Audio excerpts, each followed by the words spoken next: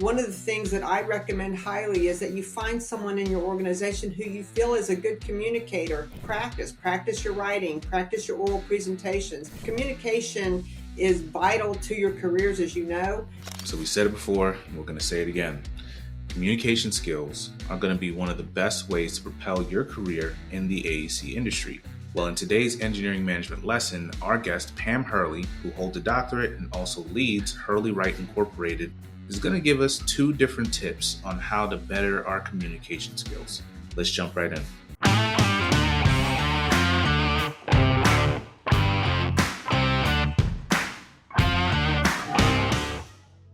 One of the things that engineers really need to do to exceed or be successful in their career is to be great communicators. And there's lots of different ways to do that.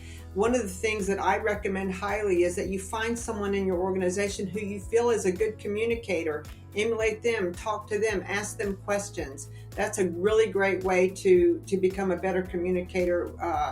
The other thing to do, as I mentioned earlier, is to practice your writing, practice your oral presentations. Toastmasters is a great way for everyone to practice their presentation skills. So there's lots of ways to become better communicators. Communication is vital to your careers, as you know.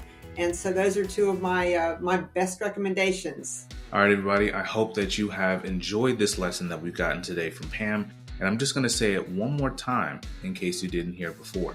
Having effective communication skills is going to be your key to success in the engineering industry. I think I should probably say it one more time. Just kidding. Now, if you've enjoyed this video, please consider subscribing to our channel here. We do put out videos like this on a weekly basis to help engineers to become better managers and leaders in the AEC industry.